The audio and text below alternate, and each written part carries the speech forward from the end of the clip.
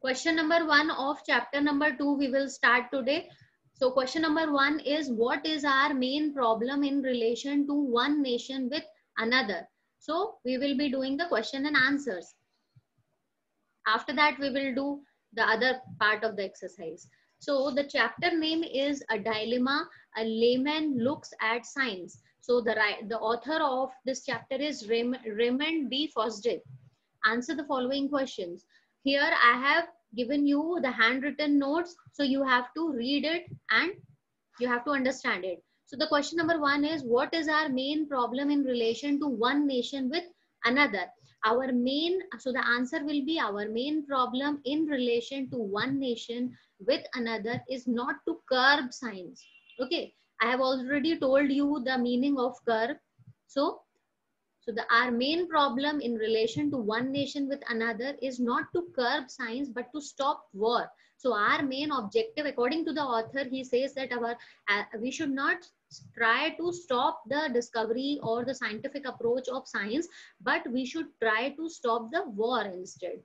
To substitute law for force and international government for anarchy. So this is the answer of this question.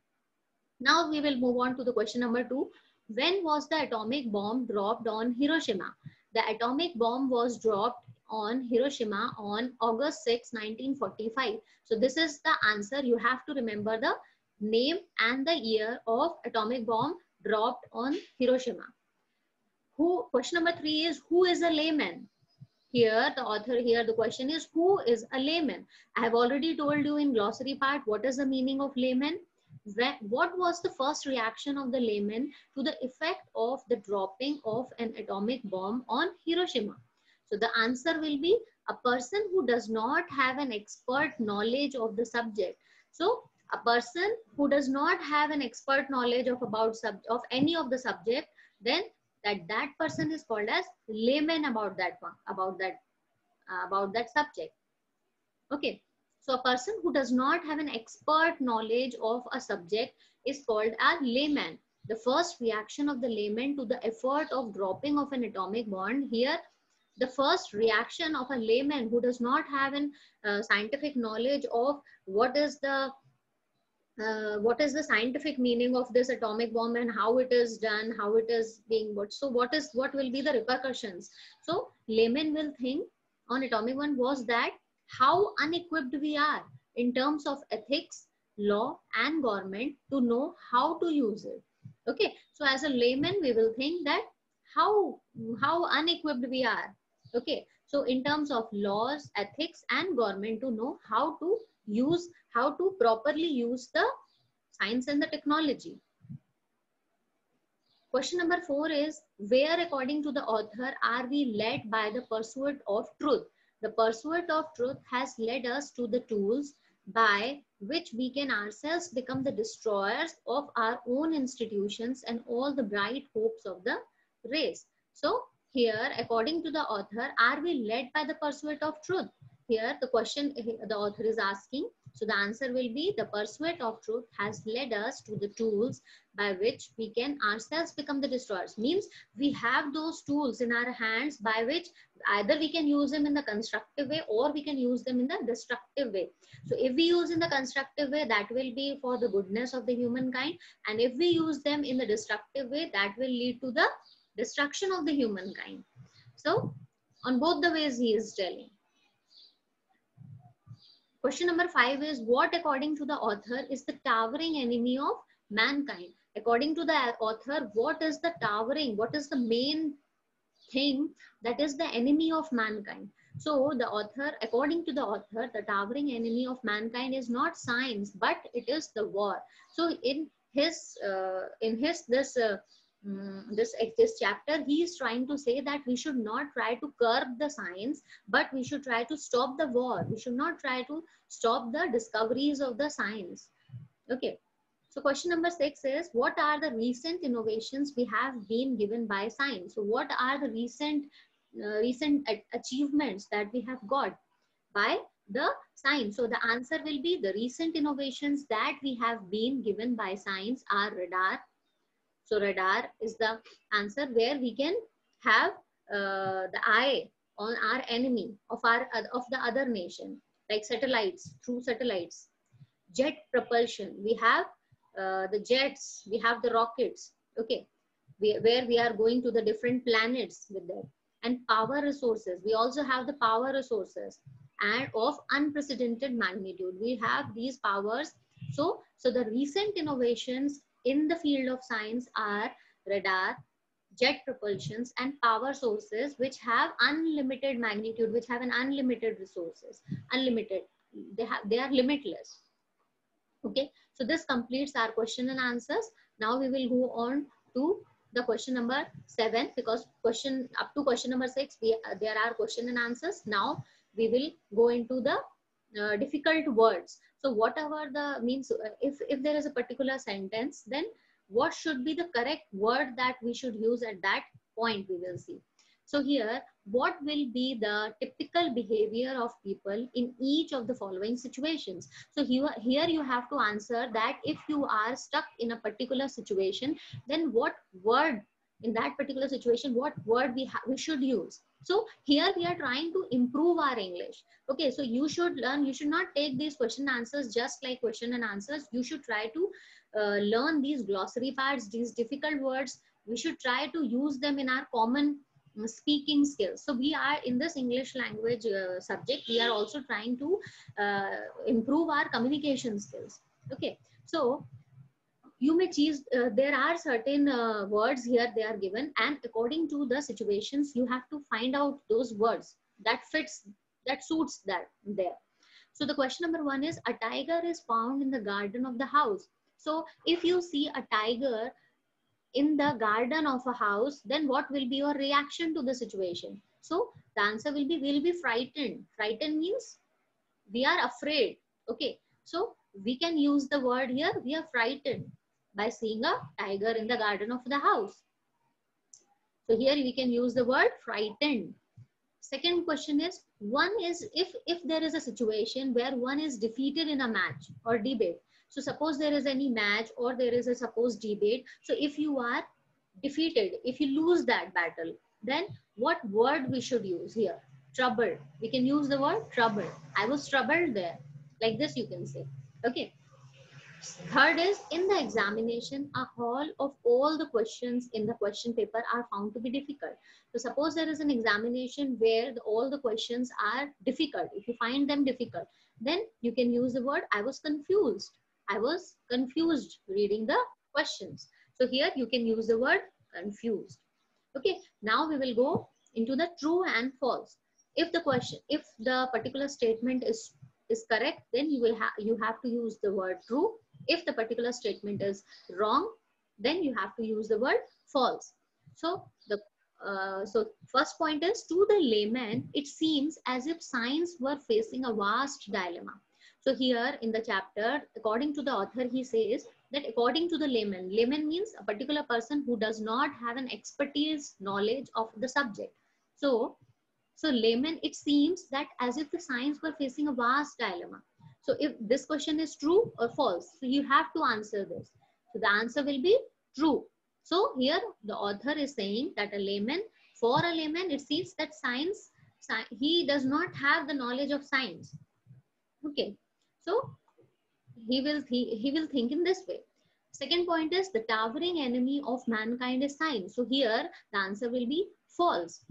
Here, according to the chapter, the author is saying that the towering enemy of mankind is war, not the science. We should not try to curb the science. Instead, we should try to stop the war.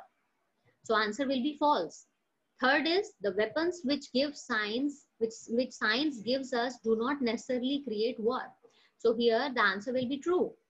Yes, the author also says this. The weapons which science gives us do not necessarily create war, because all the science discoveries, they do not create the war. Instead, if they are used properly in the constructive way. So all the chapter is this about only. So if we use the discoveries of the science in the proper way, then they may lead to the peaceful mankind. And if we use them on the destructive side, then it may lead to the destruction of the mankind. So answer will be true. Fourth point is, Einstein is a very famous scientist. So Einstein wrote his famous transformation equation in 1906. So the answer will be false. You can find the answer in the chapter. Question number 5 is, the bomb on Hiroshima suddenly woke us up on the fact that we have very little time. So the statement is true. The author also says the same thing. Suddenly the people woke up. Suddenly what happened like this? 6th point is, it is on the basis of this dilemma that serious questions are forming in public mind. So it is on the basis of this dilemma. Dilemma means a confused situation. So that serious questions. So this was when the atomic bombs have been fallen on Hiroshima. They have been dropped during the World War. So the people were confused. The people were in the dilemma that suddenly what happened, and all the questions came into the people's mind that what exactly this happened, and it means where serious questions were forming in the public mind. So the answer here, it will be true. The same thing, the author also says this. 7th point is, the gift of science can be used by evil men to do good. No, this is false. The gift of science, the beautiful gift of science, so many discoveries are there, like we have seen radar and jet propulsion and power resources. All these are the gifts. These are not the natural resources. They are man-made gifts for the mankind. So these are all the gifts of science. They can be used by evil. Yes, they can. If they are not used properly, they are used in the destructive way by some of the evil men. They do good. No, they do bad. So the answer will be false here. Now moving into the vocabulary part, where you have to fill in the blanks. Some of the words are given here and you have to fill them. So the first is, the impact of that bomb has left us dash and confused. So the answer will be here. We will find dilemma. No, this cannot be the answer. Destructive. No. Equation also cannot come. And the answer will be stunned. Constructive and faith can also come. Do not come here. So the impact of that bomb has left us stunned and confused. Okay, according to the layman. So this is the answer. Second point is, to the layman, it seems as if science were facing a vast dash dilemma. So answer will be dilemma. That means confused situation. Third point is, science is based on the glorious faith that the truth is worth discovering. So answer will be here. Answer will be faith. Glorious faith. Faith means having trust. Okay. Fourth point is, Einstein wrote his famous transformation. What? Here, from here we will find it cannot be dilemma, it cannot be destructive. So the answer will be equation. The Einstein wrote his transformation equation in the year 1905. Now the fifth point is, when there is peace, science is dash, and when there is war, the science is privative to dash ends. So you have to use your mind. So whenever there is peace, the science is always on the constructive side, and when there is war, so the science is always diverted towards the destructive ends. Okay, so answer will be constructive and destructive. Here in question number 4, you have to do the match the following. Match the words with their meanings as used in the passage. So we have learned in the glossary part the various question and answers, their definitions, their glossary part, their meaning part. So here you have to match the following. Indistinguishable. Indistinguishable. The meaning of indistinguishable is cannot be differentiated. It cannot be differentiated among the two. Okay. So indistinguishable meaning is cannot be distinguished. Arbiter. Here arbiter, the meaning of arbiter is person in complete control. If any person is in the complete control, then it is called as an arbiter. The word which is used here is arbiter. Repercussion. Repercussion. The meaning of repercussion is far-reaching effect. Okay. So what are the repercussions of a particular? Suppose a person is taking some bad things for that is not good for the health. Then we can say that what will be the repercussions of this? Okay. That means the result. Far-reaching effect means long-term effects. Dilemma. What is the meaning of dilemma here? Dilemma means having to choose between two equally undesirable courses of action. So suppose there are two situations which are completely undesirable by us, but we have to choose one among them, among the two. That is called, we are in the situation of dilemma. We are in the confused situation. Fifth is perverted. Perverted. The meaning of perverted here means turn to a wrong use. Okay. Turn to a wrong use. Absolve. Absolve, the meaning is free. Absolve, meaning will be free. Distortions, distortions, the meaning of distortion is false accounts. Okay, so there are certain false accounts against me, we can say like that. So the word we will use here, the difficult word or the dictionary word we can use here is distortions. There are a lot of distortions here. Now it is stupendous. Stupendous means what? It means amazing in degree. So we can hear what a stupendous work you have done. It means amazing in degree. You have done an amazing, stupendous work. Callous, callous, the meaning is unfeeling. So we are not feeling to do this. So we can say that it is unfeeling. Elation, the meaning of elation will be here. The meaning of elation is the state of being in the high spirits. Okay, the state of being in the high spirits. So we are in the high spirits to do that. We are very passionate about it, we can say. Here, elation. Elation means this, we have done the state of being in the high spirit. Fervent, the meaning of fervent is passionate. I'm very fervent about the adventurous part. So means I'm passionate about doing this. So means madly in love about that particular subject. Fervent, fervent means passionate. And 12th one is disavowal. Disavowal, the meaning of disavowal will be is here, the meaning is not, is denial. Means denial. Denial means not willing to do. Okay, so that is, suppose we deny something. No, I deny this thing. If you are not agreeing with a particular statement, then you can say that I disavow this thing. We can deny this thing. So here it completes our this exercise part. Now we'll go into, okay, I'll complete here.